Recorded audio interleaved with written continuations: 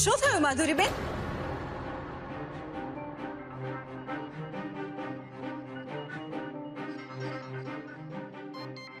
બેન,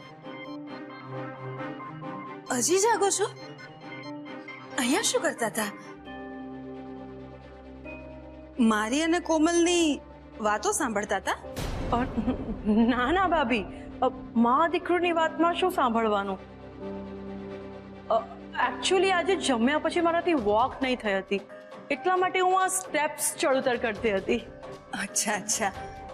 જો કે તમારા ભાઈની ગેરહાજરીમાં જ્યારે બધી જવાબદારી મેં તમને જ સોંપી છે, એટલે હું જે વાત કોમલને કરવા ગઈ હતી ને એ કરવા માટે તમારી પાસે જ આવતી હતી. ભાભી બોલો ને, કઈ વાત? અહીંયાની બેન, આ શાંતિથી વાત કરી. ચાલો ચાલો. માધુરી બેન, મારાથી આપણી આ કોમલની હાલત જોવાતી નથી. હા ભાભી, પણ મને લાગે છે કે ડોક્ટરે દવા આપી છે એટલે કાલે ફરક પડવો જોઈએ. ફરક નહીં પડે બેન. તમને ખબર છે ડોક્ટરે શું કહ્યું?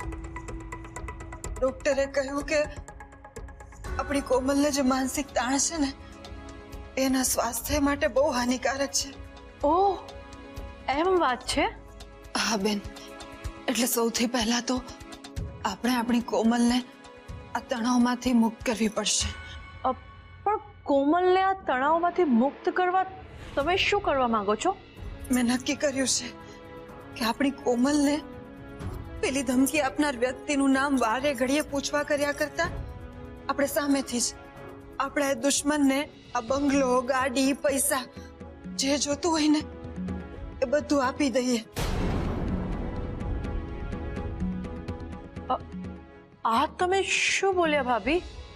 હા બેન, આપણી કોમલની જિંદગી સામે આ બધી વસ્તુની શું કિંમત? આ ભાભી શું બોલે છે? જે માલ મિલકત, બંગલા, ગાડી પર અમારી નજર છે એ ભાભી પેલા લોકોને આપી દેવા માંગે છે, એ પણ સામેથી ચાંદીની પ્લેટમાં પીરસીને. મારી વાત સાંભળીને માધુરીબેન આટલા વિચારમાં પડી ગયા. એનો મતલબ મારી શંકા સાચી જ છે કે માધુરીબેન કોમલના લગ્નને લઈને કોઈક ભેદ તો જાણે જ છે. પણ શું હોઈ શકે એ ભેદ?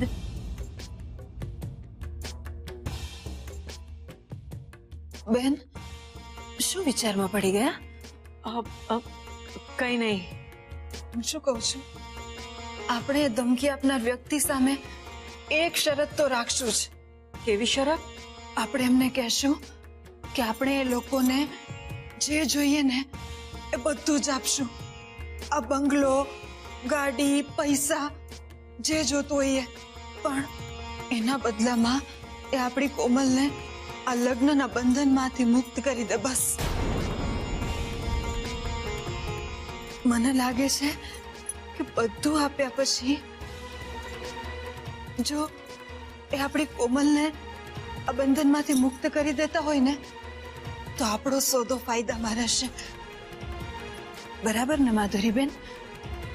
જો હું ભાભીને ના પાડીશ તો એમને મારા ઉપર જ ડાઉટ આવશે, એટલે હા જ પાડ માધુરી. હા ભાભી, બિલકુલ ફાયદામાં રહેશે. પણ તમે આના વિશે ભાઈ સાથે વાત કરી લીધી છે ને? હા બેન, તમારા ભાઈની પરવાનગી વગર તો હું આટલું મોટું પગલું ના જ ભરી શકું ને. પણ તમારા ભાઈએ મને ખાસ કહ્યું છે કે હું જે પણ કંઈ કરું એમાં તમારું મંતવ્ય ખાસ લઈ લઉં. મારું પણ માનવું એ જ છે કે આ પૈસા અને પ્રોપર્ટી કરતાં આપણે કોમલની લાઈફ વધારે પ્રેશિયસ છે, એટલે મને આ તમારું ડિસિઝન મંજૂર છે. બસ તો પછી હવે બહુ જલ્દી આપણે કોમલનો હસતો ચહેરો અને આપણા દુશ્મનનો અસલી ચહેરો આપણા બધાની સામે હશે.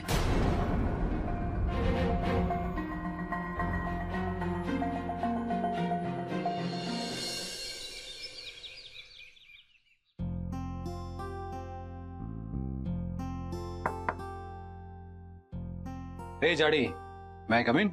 अरे भाई आओ ना.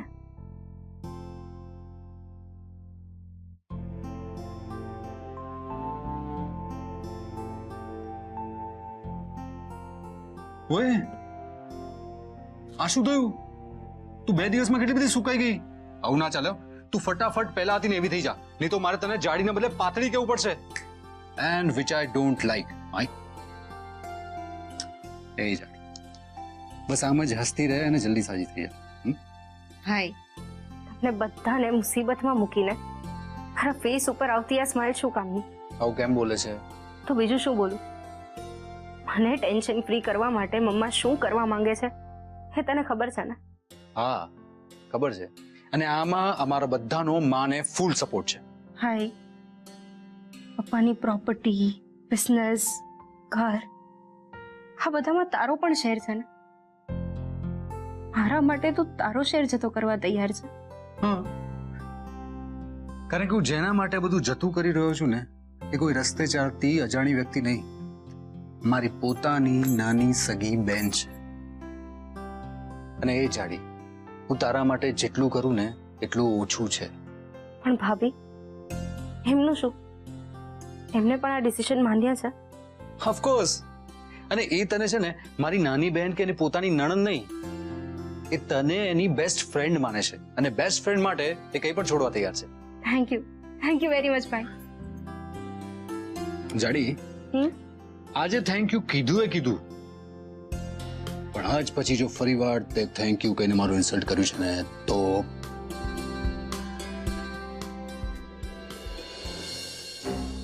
હેલો રાકેશ,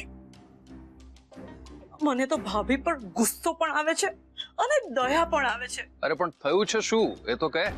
કોમલને બચાવવા માટે એ મિહિરને બધું આપી દેવા માટે તૈયાર થઈ ગયા છે. હવે ગાંડા વેડા કોઈ કરે કે? ખરેખર એ લોકો આવું કરવાના છે.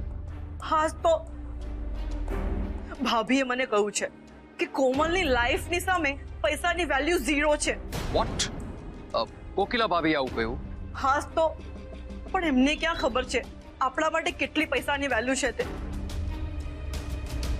મને તો ખરેખર ટેન્શન થાય છે કે જો એમણે બધું આપી દીધું તો આપણે તો રસ્તા પર આવી જશું. અને આ બધા માટે જવાબદાર તું જ છે. OMG, હું કઈ રીતે? ઓફકોર્સ, તું કોમલને લગ્ન કરવા માટે પ્રોવોક ન કરત તો આવું થાત જ નહીં. રહી ગઈ હતી નહીં કોમલના લગ્ન કરાવ્યા વગરની?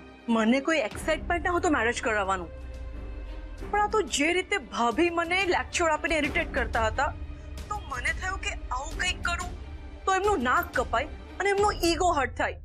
એટલે મેં કોમલને ભાગીને મેરેજ કરવામાં સપોર્ટ કર્યો. અરે એને સપોર્ટ આપવામાં આપણે હવામાં લટકી પડશું એનું શું? મને સમજાતું નથી કે હવે શું કરીએ. તારો આ જ પ્રોબ્લેમ છે. હંમેશા ન કરવાના કામ કરીને મારા ફેમિલીમાંથી તો આઉટ થયા જ છે, હવે તારા ફેમિલીમાંથી પણ આઉટ થવાનો વારો આવશે. ખાડો ખોદે એ પડે, એ કહેવતને તે સાચી સાબિત કરી બતાવી. ના ના, હું એવું કંઈ નહીં થવા દઉં. આપણા બંનેનો પ્લાન હતો ને આ ઘરમાં કાયમ માટે સેટલ થવાનો, જેથી ફ્યુચરમાં ભાઈ આપણને પ્રોપર્ટીમાં શેર આપી દે, જેનાથી આપણી બાકીની લાઈફ પ્રોપરલી સ્પેન્ડ થાય. પણ આ કોમલના લગ્ન અને તારી દોડ આપણને કારણે આપણે પૈસાદાર થતા થતા રહી જશું. પ્લીઝ આવું ન બોલો, આપણે કઈ રસ્તો કાઢીશું. તમે કંઈક આઈડિયા આપો ને. સૌથી પહેલા કોઈ પણ ભોગે એ લોકો કોમલને આ લગ્નમાંથી મુક્ત કરાવવા માટે બધું નોછાવર કરી દે એ પહેલા તું મિહિરને શોધી કાઢ. ઓકે, અને પછી? અને પછી તારે શું કરવાનું છે એ તને ખબર છે. સમજી ગઈ. હવે તમે જુઓ મારો કમાલ. યસ.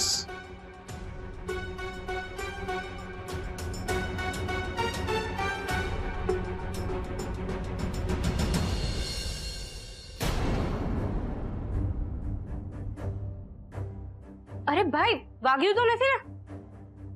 મને તો નથી વાગ્યું કોમલ, પણ એકવાર આ વોઇસ રેકોર્ડરમાં બધું રેકોર્ડ થઈને વાગવા માંડશે ને પછી મિહિરને બહુ વાગશે. શું વિચારે છે ભાઈ? શું થયું? અરે કઈ નહીં, તો જરા પગ લપસી ગયો. ઓકે ઓકે છે, ઓકે ઓકે, એકદમ ઓકે. તું જલ્દી ફ્રેશ થઈને નીચે આવ, આપણે સાથે બ્રેકફાસ્ટ કરીએ. ઓકે ઓકે ભાઈ. આવ.